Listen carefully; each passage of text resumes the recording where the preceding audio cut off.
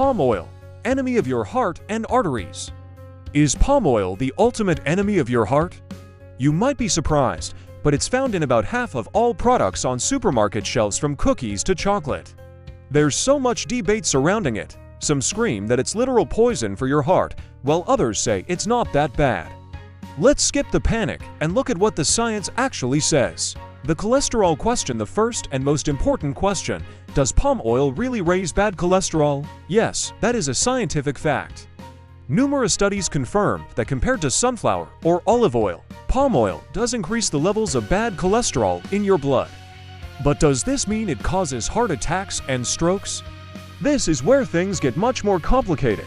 Let's look inside palm oil. It consists of 50% saturated fats, the ones typically labeled harmful. The other 50% are unsaturated fats, similar to those found in olive oil. For comparison, butter is 65% saturated fat. Coconut oil is a whopping 82%. Palm oil is at 50%. So, palm oil sits somewhere in the middle. It's certainly not a health food, but it's not absolute evil either. Heart disease. The reality check. What about heart disease? A major 2018 review of studies concluded that there is simply no convincing evidence of a direct link between palm oil consumption and heart attacks. In other words, science cannot say, you ate palm oil, therefore you got a heart attack. The effect depends on the quantity and what you are replacing it with. The American Heart Association suggests a simple rule: limit all saturated fats, including palm oil, to 6% of your daily calories. For someone eating to 1,000 calories a day, that's about 13 grams, or roughly 1 tablespoon. Replacing it with unsaturated oils like olive or sunflower oil can reduce the risk of heart disease by 30%. That is comparable to the effect of some medications. The red palm oil twist. There's a surprising twist, though. Red, unrefined palm oil is a completely different story. It's rich in vitamin A more than carrots, and contains vitamin E and antioxidants that protect cells from damage. The problem? We usually only find refined palm oil in stores, which has been processed and stripped of all these benefits. Where is the real danger? The real danger isn't necessarily the oil itself, but the products it's used in. First, infant formula. This is the most concerning part. Infants who are exclusively formula-fed receive large doses of palm oil.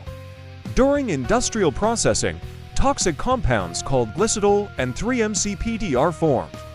Glycidol is a probable carcinogen, and 3-MCPD damages the kidneys. The numbers are shocking. 100% of tested infant formulas contain 3-MCPD, and 80% contained glycidol. European experts are sounding the alarm. Babies are getting these substances at levels 10 times higher than what is considered safe. Second, ultra-processed foods, instant noodles, chips, cookies, chocolate spreads, and margarine. In these products, palm oil is a double hit. First, frying at high temperatures creates even more toxic compounds. In chips, for example, glycidol levels can be 264 times higher than in olive oil. Second, palm oil almost always comes paired with massive amounts of sugar and salt. Just 5 cookies can contain nearly your entire daily limit of saturated fat. Hidden labels. Manufacturers often hide palm oil under names like vegetable fat or vegetable oil. The rule is simple: if a specific oil like olive or sunflower isn't listed, it's likely palm oil. Always read the label. Conclusion: if you lead a healthy lifestyle and eat well, small amounts of palm oil won't cause significant harm. But if your diet consists of chips, cakes, and frozen pizza, the problem isn't just the palm oil, it's your diet as a whole. Parents need to be especially careful.